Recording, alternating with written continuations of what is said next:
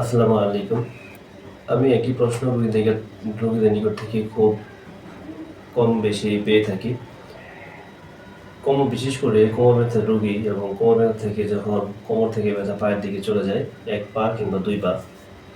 বেশিরভাগ ক্ষেত্রে কোমর ব্যথার রোগীরা আ সাধারণত এই প্রশ্নটি করে থাকেন যে ডিস্ক যদি অর্থাৎ পিএলআইডি প্রোলাপস লাম্বার ডিস্ক যে প্রবলেমটা থাকে, এক্ষেত্রে রোগীরা প্রশ্ন করে যে ডিস্ক যদি ভিতর থেকে বাইরে বের হয়ে আসে, সেক্ষেত্রে ডিস্ক থেকে ভিতরের দিকে যায় বা প্রপারলি হিলিং হয়, এটা কিভাবে হয়? আ আসলে আপনাদের ফিজিওথেরাপি চিকিৎসা দিয়ে রোগী কি আদৌ সুস্থ হয়? কিংবা রোগী আ সম্পূর্ণ হিলিং প্রসেসটা কি? বা ফিজিওথেরাপি হিলিং এ কিভাবে সহায়তা করে? এই যে সমগ্র আ ব্যাপারটা, এটা অ্যাকচুয়ালি আ একটা খুব ভালো একটা প্রশ্ন এবং একটা কনফিডেনশিয়াল বিষয় কাজ করে। তো ভিউয়ার্স, আমি এই ভিডিওটিতে পুরো বিষয়টি একটা ভিডিও প্রেজেন্টেশনের মাধ্যমে দেখিয়ে দিব যে কিভাবে অ্যাকচুয়ালি ফিজিওথেরাপি চিকিৎসা কাজ করে, যে ডিস্ক যেটা বের হয়েছে সেটা কিভাবে হিলিং হয় এবং কিভাবে সমগ্র ব্যথা অর্থাৎ কোমর থেকে যে ব্যথা পায়ের দিকে যাচ্ছে, যেমন আ পায়ের দিকে যে অনুভূতি আসে ডিজি দ্বারা, শিরশির দ্বারা, টিংলিং মানে অর্থাৎ টাড়ায়, জিলগায় যে যেভাবে বলেন। অনেকে এমনকি পা অবশ হয়ে যায়। ২ মিনিট দাঁড়িয়ে থাকতে অনেক অসুবিধা হয়। ভিউয়ার্স, তাহলে চলুন ভিডিও প্রেজেন্টেশনটি দেখে আসি। আসসালামু আলাইকুম। আমি doctor Mohammad Kausarul Alam, physiotherapy specialist. আমরা যে বিষয়টি আলোচনা করব সেটি হচ্ছে যে পিএলআইডি সমস্যার ডিস্ক কি আগের জায়গায় ফিরে যায় বা রোগীর সুস্থ হওয়ার ক্ষেত্রে ফিজিওথেরাপি চিকিৎসা কিভাবে কাজ করে? এই বিষয়টি সম্পূর্ণ এবং ভালো করে মনোযোগের সাথে দেখব এবং বিষয়টি বোঝার চেষ্টা করব।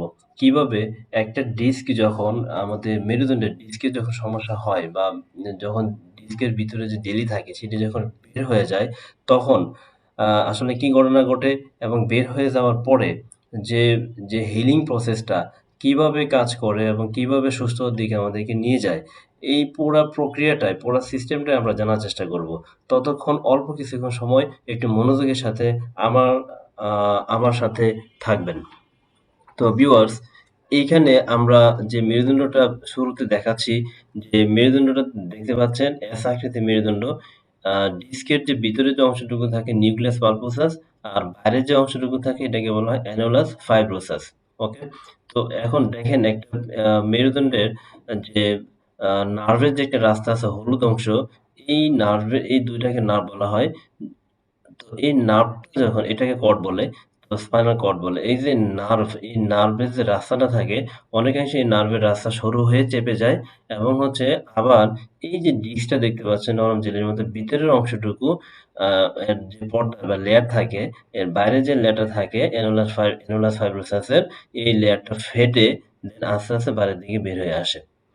এই যে বাইরের দিকে বের হয়ে আসে, এখানে আপনারা অনেকে এমআরআই দেখে অনেকে দুশ্চিন্তাগ্রস্ত হয়ে যান বা অনেকে অনেক বেশি টেনশন করেন যে এই যে বাইরের দিকে বের হয়ে আসছে, এটা আসলে সার্জারি ছাড়া কিভাবে এটা অ্যা আ ভালো হয়? এখানে একটা আ প্রশ্ন কাজ করে। আবার দেখতে পাচ্ছেন যে এখানে আ বিষয়টা হচ্ছে এরকম যে আ ডিস্কটা বের হয়ে বাইরের দিকে বের হচ্ছে, যেটাকে হার্নিয়েটেড ডিস্ক বলা হয় এবং ডিস্ক বাইরের দিকে বের হয়ে এসে পাশে যে নার্ভ আছে, নার্ভকে চাপ দেয় বা প্রেশার দেয় এবং যেই সেগমেন্টে প্রেশার দেয় ঠিক সেই সেগমেন্ট অনুযায়ী পেইন আমাদের কোমর থেকে পায়ের নিচের দিকে চলে যায়। তো ভিউয়ার্স, আমরা সামনে একটু দেখব যে কিভাবে কাজ করে। ঠিক আছে?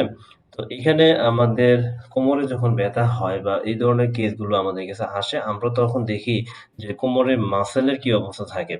মেরুদণ্ডের সর্বপ্রথম আমরা একটা জিনিস দেখি, সেটা হচ্ছে কোমরের মাংসপেশিগুলো অনেক শক্ত হয়ে যায়। কোমরের মাংসপেশি এবং লিগামেন্টের যে স্ট্রেংথ থাকে বা যে শক্তি থাকে, সেই শক্তি অনেকাংশে কমে যায়। ওকে? তো একটা রিসার্চে দেখা গেছে যে 85% ব্যাক পেইন অর্থাৎ কোমর ব্যথার যে 85% ব্যথা হয়ে থাকে মাংসপেশির যে ড্যামেজ টিস্যু, অর্থাৎ মাংসপেশির যে টিস্যুগুলো থাকে সেগুলো যখন ড্যামেজ হয়, নষ্ট হয়। ঠিক আছে? তারপর হচ্ছে আমাদের মেরুদণ্ডের ২ পাশে কিন্তু লিগামেন্ট থাকে। যে এই লিগামেন্ট কিন্তু মেরুদণ্ডটাকে শক্তভাবে ধরে রাখে। যখন লিগামেন্টের শক্তি ধীরে, ধীরে কমে যায়, তখন কি হয়? এই যে মেরুদণ্ডের যে স্বাভাবিক কার্ভেচার, মেরুদণ্ডের মধ্যে যে স্বাভাবিক পোস্চার থাকে, সেই পোস্চারটা ধরে রাখতে পারে না, স্ট্রেংথ ধরে রাখতে পারে না। তখন কি হয়? মেরুদণ্ডের স্বাভাবিক আকৃতি, মেরুদণ্ডের ওভারঅল ফাংশন, মেকানিজম, হ্যাঁ? সবগুলো মেকানিজম যখন দুর্বল হয়ে পড়ে, তখন আ তার যে মেকানিজম গুলো নষ্ট হয়, তখন কি হয়? এই ডিস্কের অটো যে হিলিং বা অটো যে আ উইক হওয়ার কারণে আস্তে, আস্তে ডিস্কের যে ভিতরে যে মেকানিজম থাকে বা ভিতরে যে ইনফ্লামেশন হয়, প্রদাহ হয়, এই ধীরে, ধীরে ইনফ্লামেশন এর দিকে যাওয়া শুরু করে। তো আমরা দেখি যখন ইনফ্লামেশন হয়, এখানে কয়েকটা ধাপে হয়। এখানে ধরেন হচ্ছে ডিস্কের মধ্যে যখন ব্যথা হবে বা কোমরে যখন ব্যথা হবে বা ডিস্ক বা ভার্টিব্রার মধ্যে যে এই ডিস্কের মধ্যে যখন ইনফ্লামেশন হয়, তখন কি হয়? এই ইনফ্লামেটরি প্রসেস থাকার কারণে এখানে কয়েকটা ধাপে কিন্তু এটা বাইরের দিকে বের হয়ে আসে। তো ১ম ধাপ, 2nd ধাপ, 3rd and 4th ১ম ধাপে কিন্তু অল্প মাত্র শুরু হয়। অর্থাৎ নিউক্লিয়াস পালপোসিস যখন ভিতর থেকে মাত্র সামান্য ঠেলা দিয়ে ভিতর থেকে বাইরের দিকে বের হয়ে আসে, এই ধাপটাকে ডিস্ক বালজিং বলে। আর ২য় ধাপটা হচ্ছে প্রোট্রুশন, অর্থাৎ এটা একদম বাইরের যে এনুলার ফাইব্রাসিস এর যে বাইরের যে লেয়ারটা থাকে, একদম লাস্ট লেয়ার, সেই লেয়ারটাকে ধাক্কা দেওয়া শুরু করে, দেন এইটা বাইরের দিকে বের হতে চেষ্টা করে। ৩য় ধাপ হচ্ছে এটা একেবারে বাইরের লেয়ারটাকে মানে আ ফেটে বাইরের দিকে বের হয়ে যায়। অর্থাৎ বাইরে যে লেয়ারটা থাকে সেই লেয়ারটা একেবারে দুর্বল হয়ে সেটা বের হয়ে আসে। এক্সট্রুশন বলা হয়। ৪র্থ ধাপ হচ্ছে সিকুয়েস্ট্রেশন। একেবারে সম্পূর্ণ বের হয়ে এটাকে কর্ডকে চাপ দেওয়ার চেষ্টা করতে হবে। আমাদের যে স্পাইনাল কর্ড থাকে তাকে চাপ দেওয়ার চেষ্টা করে। এখানে প্রাথমিক বাল্জিং স্টেজে আ নার্ভের কম্প্রেশন থাকে না সাধারণত। কিন্তু প্রোট্রুশন, এক্সট্রুশন আর সিকুয়েস্ট্রেশন এ ধীরে, ধীরে যখন এটা আস্তে, আস্তে বাড়তে থাকে, মুভমেন্টের সাথে নার্ভের প্রেশার বাড়তে থাকে এবং এই যে এক্সট্রিউশন প্রসেস, এই যে এক্সট্রিউশন প্রসেস, এই এক্সট্রিউশন প্রসেসের মধ্যে নার্ভের প্রেশার অনেক বেশি থাকে এবং এমনকি ২ পায়ের দিকেও ব্যথা নেমে যেতে পারে। এখন আ যখন আম যখন ফিজিওথেরাপি চিকিৎসা নেওয়া হয়, তখন কি হয়? প্রধানত যে মেকানিজম গুলো লস ঘটে, যেমন মাসল উইকনেস হয়ে যাওয়া, লিগামেন্ট স্ট্রেংথ কমে যাওয়া, তারপরে হচ্ছে এখানে যে ইনফ্লামেশন হয়, যে আমাদের মেইন টার্গেট থাকে হচ্ছে চিকিৎসার মাধ্যমে ফিজিওথেরাপি চিকিৎসা যখন দেওয়া হয়, তখন কি ঘটে? ডিস্কের এই প্রদাহটা কমে যায়। আমরা সাধারণত রোগীকে অ্যাসেসমেন্ট করি, প্রেসক্রিপশন নির্ধারণ করি, এক্স-রে, এমআরআই সব এবং রোগীর ফাংশনাল অ্যাসেসমেন্ট করার মাধ্যমে হিস্ট্রি থেকেও আমরা যে অ্যাসেসমেন্ট করি, সেখান থেকে আমরা আইডেন্টিফাই করার চেষ্টা করি অ্যাকচুয়ালি রোগীর বায়োমেকানিক্যাল ফল্ট এবং তার ইনফ্লামেশন হইছে কিনা, মাসল উইক আছে কিনা, লিগামেন্ট স্ট্রেংথ কমে গেছে কিনা, পোস্চার কেমন, এভরিথিং ইস্যু আমরা এখানে নিয়ে আসি মেকানিজম হিসাবে। তখন আমরা ধরে, ধরে একে, একে এই স্টেপগুলো কমানোর জন্য যে স্টেপগুলো দেওয়া দরকার, প্রত্যেকটা স্টেপ আমরা এখানে ফিল আপ করার চেষ্টা করি আমাদের এভিডেন্স রিসার্চ বেস চিকিৎসার মাধ্যমে। তো আ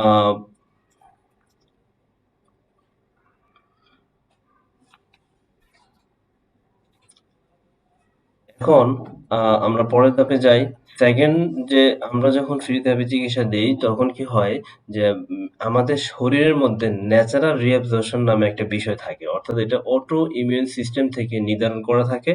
যেটাকে আমরা বলা হয় কি? যে ম্যাক্রোফেজ দ্বারা শোষণ করা। অর্থাৎ এখানে যে টিস্যু গুলো থাকে, তখন কি হয়? এই ম্যাক্রোফেজ শোষণ যেটা থাকে, সেটা একটু বুঝি আমরা। যে শরীরের ইমিউন সিস্টেম হার্নিটেড অংশকে অস্বাভাবিক টিস্যু হিসেবে চিহ্নিত করে। অর্থাৎ এই যে ডিস্কটা যেটা ভিতর থেকে বাইরে বের হয়ে এসে নার্ভকে চাপ দিচ্ছে, আমাদের শরীরের ভিতরে যে অটো ইমিউন সিস্টেম আছে, অনেকের অটো ইমিউন সিস্টেমটা অনেক বেশি শক্তিশালী থাকে। তখন কি হয়? এই শক্তিশালী থাকার কারণে আ আমরা সাধারণত এই শক্তিশালী থাকার কারণে আমাদের বডির যে প্রতিরক্ষা ক্ষমতা সেটা অনেক ভালো থাকে এবং এই ডিস্কের উপরে তেমন একটা প্রভাব পড়ে না। তখন কি হয়? এই অটো ইমিউন সিস্টেম এটাকে একটা অস্বাভাবিক টিস্যু হিসেবে মনে করে। তখন এই ম্যাক্রোফেজ কোষ সেটাকে ধীরে, ধীরে ভেঙে ছোট করে ফেলে। অর্থাৎ মানে এখানে যে এই যে অংশটুকু বের হয়ে গেছে, যে এই অংশটুকু যে বের হয়ে গেছে, এই অংশটুকুকে ম্যাক্রোফেজ অটোমেটিক্যালি মানে এই যে কোষটাকে এই কোষ ম্যাক্রোফেজ কোষ সেটাকে ধীরে ধীরে ভেঙে ছোট করে ফেলে। যখন ছোট করে ফেলে তখন নার্ভের উপরে যে প্রেসার থাকে সেই প্রেসারটা আস্তে আস্তে নেমে যায় এবং কমে যায়। নার্ভের উপর তেমন একটা প্রেসার থাকে না। যেমন এটা যে যতটুকু অংশ নিয়ে এটা বের হয়ে আসছে, যতটুকু বড় হয়ে বা ফুলে গেছে বা এটা কে যখন ছোট ছোট আকারে ভেঙে ফেলে তখন কিন্তু নার্ভের উপর প্রেসার কিন্তু থাকে না। আরেকটি বড় বিষয় হচ্ছে ডিহাইড্রেশন। অর্থাৎ ডিহাইড্রেশন আমরা সবাই জানি কম বেশি যে ওয়াটার লস। এখানে আমাদের কোমরের মধ্যে ওয়াটার বা পানি এটা অনেক বেশি গুরুত্বপূর্ণ ভূমিকা পালন করে। আমরা আমাদের ডিস্কের মধ্যে যে পানি থাকে এই পানি থাকার কারণেই কিন্তু ডিস্কগুলো হাইড্রেটেড থাকে। আর হাইড্রেটেড থাকার কারণেই এই ডিস্কটা আমাদের মেরুদণ্ডের মধ্যে একটা শক অ্যাবজর্বার হিসেবে কাজ করে, যা আমাদেরকে একে অপরের সাথে যে ডিস্কের যে প্রেসারটা থাকে সেটাকে একত্রে একটা রাবিং মানে করে এটাকে একত্রে ধরে রাখে, যাতে করে একে অপরের সাথে কোনো ধরনের প্রেসার বা কোনো ধরনের গন্ডগোল এখানে না ঘটে। কিন্তু এখানে দেখা যায় যে যখন আপনার হচ্ছে ফুললি এই ডিস্ক থেকে পানি আস্তে আস্তে মানে পানি কমে যায় বা আমরা আমাদের লাইফস্টাইলে শরীরে পানির একটা ল্যাকিংস থাকে, আমরা পানি কম খাই, সেক্ষেত্রে দেখা যায় কি ডিস্কের মধ্যেও কিন্তু এই ওয়াটার লস হওয়ার প্রবণতা শুরু করে, যার ফলে এই ডিস্ক থেকে যখন পানি লস হয়ে যায় তখন আস্তে আস্তে এই ডিস্কটা ডিহাইড্রেটেড হয়ে যায় এবং তার যে শক অ্যাবজর্বারের যে একটা ক্ষমতা দেওয়া থাকে, পাওয়ার দেওয়া থাকে, সেটা আস্তে আস্তে কমে যায়। যার ফলে কি হয়? যার ফলে কোমরে ব্যথা অনুভূত হয় এবং এই ডিহাইড্রেশন হওয়ার কারণে ডিস্কটা কি আস্তে আস্তে শুকিয়ে যাওয়া শুরু করে। তখন যে ডিস্কের যে ভিতরে যে অটো ইমিউন সিস্টেম দ্বারা যে একটা প্রভাবিত থাকে তা কি করে আস্তে আস্তে দুর্বল হতে শুরু করে এবং ইনফ্লামেশন ডেভেলপ করে, তারপরে ভিতর থেকে নিউক্লিয়াস পালপোসাস আস্তে আস্তে বাইরে থেকে বের হয়ে আসে। একটা হচ্ছে যখন আমরা এখানে যে ফিজিওথেরাপি অ্যাকচুয়ালি কিভাবে অটো হিলিং কাজ করে, এখানে নার্ভের অ্যাডাপ্টেশন হিসেবে কাজ করে। অর্থাৎ অর্থাৎ আমরা যখন চিকিৎসক বা ফিজিওথেরাপি চিকিৎসা প্রদান করি তখন কি হয়, মানে এভিডেন্স বেস আমরা স্টেপ বাই স্টেপ নার্ভের দিকে যে প্রেশারটা আছে, এই যে নার্ভের যে প্রেশারটা আছে, এই নার্ভের প্রেশারটাকে আমরা এই নার্ভের এই যে এখান থেকে কোমর থেকে ভিউয়ার্স একটু দেখেন, এই নার্ভের এখান থেকে প্রেসার দেয় সেগমেন্ট ওয়াইজ। যখন প্রেসার দেওয়া হয় নাম্বার 4-5, নাম্বার 5S1, নাম্বার 3-4, হ্যাঁ? তখন কি হয় একদম পায়ের পিছন দিক দিয়ে এসে পায়ের গোড়ালি পর্যন্ত পেইন চলে আসে। তো এই যে নার্ভের যে প্রেসারটা, এই নার্ভের প্রেসারটা রিমুভ করার জন্য আমরা নিউরাল মোবিলাইজেশনের মাধ্যমে নার্ভের অ্যাডাপ্টেশন প্রসেসটাকে আমরা ত্বরান্বিত করি। যার কারণে কি হয়, নার্ভের মধ্যে যে প্রেসার থাকে, নার্ভের মধ্যে যে ইন্টারভেন থাকে তা ধীরে ধীরে এই যে এখানে দেখাচ্ছে নার্ভের মধ্যে ইন্টারভেন থাকে তা ধীরে ধীরে কিন্তু কমে যায়। ওকে? যাকে আমরা নার্ভ অ্যাডাপ্টেশন বলে থাকি। যার ফলে এই যে ডিস্ক যেটা বের হইছে, এই ডিস্কটা এই যে অংশটুকু বের হইছে নরম জিনিসটা, এই নার্ভের উপরে নার্ভ যখন অ্যাডাপ্টেশন হয়ে যায় তখন নার্ভের উপর ততটা প্রভাব পড়ে না এবং নার্ভের উপর প্রেশারটা আস্তে আস্তে চাপটা কমে যায়। এখন এই যে প্রসেসটা আমরা যে মানে বুঝলাম যে এই মেকানিজমটা কাজ করে, কিন্তু ফিজিওথেরাপি আসলে এখানে কিভাবে কাজ করে আমরা একটু দেখি।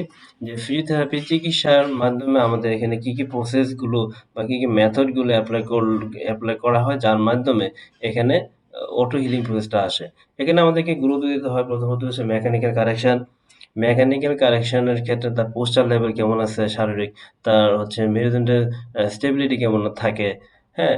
এটাকে আমরা ট্রিটমেন্ট মেথডে যদি আমরা যাই, ম্যাকিনজি এক্সটেনশন বা ফ্লেকশন প্রিন্সিপাল থাকে, তার উপর বেস করে কিন্তু আমাদেরকে অ্যাসেসমেন্টের মাধ্যমে কোন ওয়েতে তার পেইনটা কমে যায়।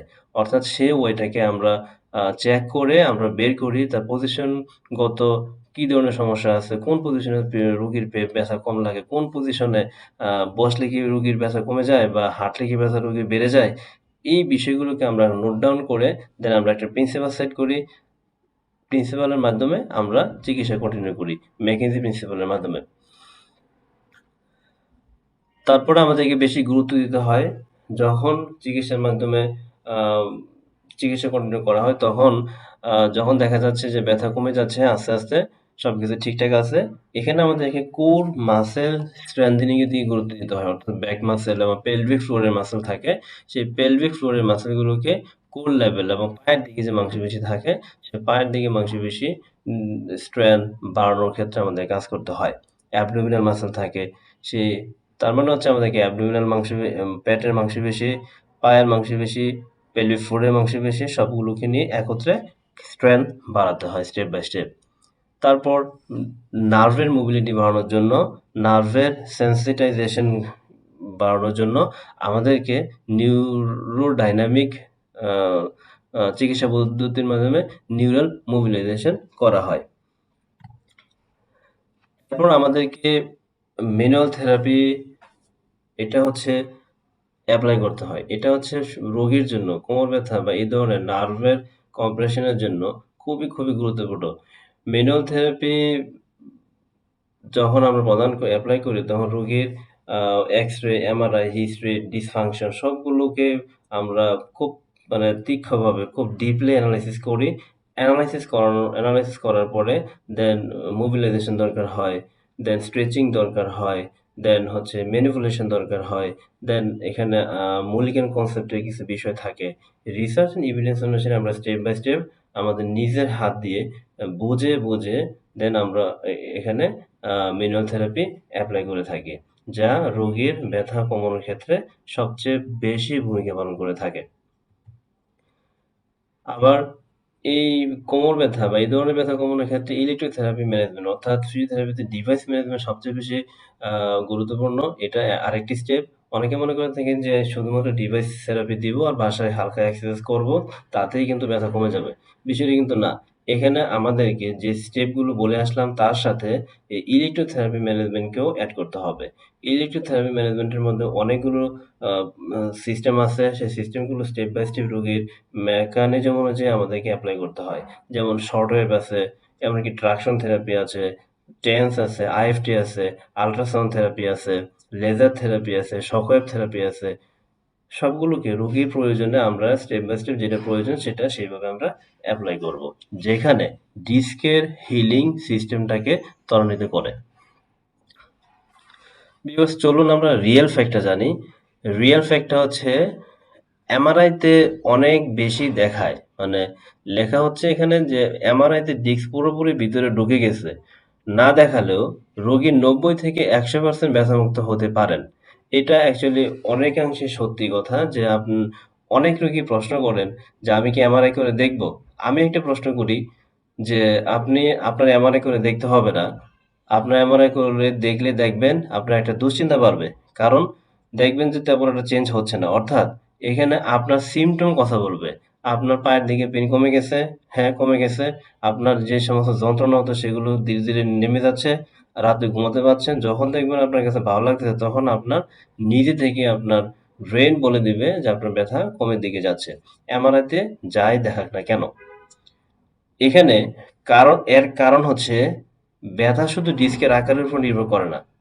এটা আসলে ওইখানে কি পরিমাণ প্রদাহ হয়েছে, মাসেল এবং লিগামেন্টের স্ট্রেংথ স্টেবিলিটি কেমন থাকে, তার কোর লেভেল কেমন আছে, তার হচ্ছে নার্ভের সেনসিটিভিটি কেমন থাকে, সবগুলো বিষয়ের উপর ডিপেন্ড করে এই বিষয়টা আ চলে আসে। এই বিষয়টা দেখা যায়। কমপ্লিট রিকভারির ক্ষেত্রে আমাদেরকে অবশ্যই যা চিন্তা করতে হবে সেই ক্ষেত্রে আমাদেরকে এই ধরনের কেসগুলো যে সমস্ত কেসগুলোতে পিএলআইডি কেস বা ডিস্ক ভার্টিব্রা থেকে ডিস্কটা বের হয়ে কর্ডে মানে নার্ভে প্রেশার দিচ্ছে বা পায়ের দিকে পেন চলে যাচ্ছে বা ২ পায়ে পেন চলে যাচ্ছে, সেই ক্ষেত্রে অবশ্যই আমাদেরকে ৬ থেকে ৮ সপ্তাহ পর্যন্ত সময় লাগতে পারে। যদি সেটা কোমর থেকে ব্যথা পায়ের দিকে নেমে একদম গোড়ালি পর্যন্ত চলে গেছে। তো যখন এখানে একটা প্রসেস থাকে যে আপনি কতদিন ফিজিওথেরাপি চিকিৎসা নিবেন। অর্থাৎ আমি যেটা করি ডক্টর হিসেবে বা স্পেশালিস্ট হিসেবে, আ যখন টাইম দেই 6 উইকস প্রাথমিকভাবে, যে আপনার ৩ থেকে ৪ সপ্তাহ রেগুলার কন্টিনিউ করবেন। যদি দেখা যায় যে পেইন কমে যাচ্ছে, তার পরবর্তী যে সময়টা থেকে পেইন কমে যাবে, ৪ সপ্তাহ থেকে যদি পেইন কমে যায়, তাহলে আপনি সেই সময় থেকে ফলো আপ দিয়ে বাকি আ সপ্তাহগুলো ফিল আপ করে ফেলবেন।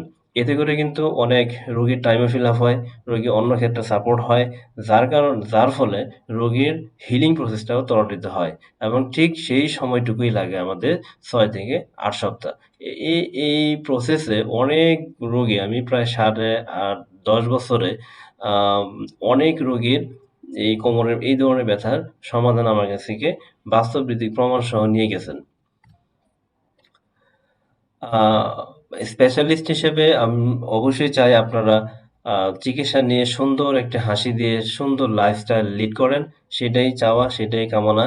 অবশ্যই ভিউয়ার্স আপনারা বুঝতে পেরেছেন যে ফিজিওথেরাপি চিকিৎসা কিভাবে কাজ করে এবং একটা কোমরের ভিতরে যখন ডিস্ক বের হয়ে যায় পিএলআইডি সমস্যার ক্ষেত্রে কিভাবে অটো হিলিং সিস্টেম বডি তার নিজে থেকে একে শোষণ করে ছোট অংশে ভেঙে ফেলে ম্যাক্রোফেজ শোষণ অর্থাৎ ন্যাচারাল অটো রেসপন্সের মাধ্যমে ন্যাচারাল রিঅ্যাবজর্পশনের মাধ্যমে যে এটাকে শোষণ প্রক্রিয়ার মাধ্যমে কিভাবে হিলিং প্রসেসে নিয়ে যায়। অর্থাৎ বডির ইমিউনিটি পাওয়ার যার যত বেশি এই কোমর ব্যথা এই ধরনের কেসগুলো দ্রুত সুস্থ হওয়ার প্রবণতা বেশি দেখা যায়। ভিডিওটিতে আমরা সমগ্র বিষয়টি বুঝলাম যে কিভাবে আমাদের শরীরের অটো ইমিউন সিস্টেম এবং অটো সিস্টেমের মাধ্যমে অটো হিলিং প্রসেস সিস্টেমের মাধ্যমে যে ডিস্কের হিলিং হয় এবং একজন কোমর ব্যথার রোগী সম্পূর্ণ সুস্থ হয়ে যান।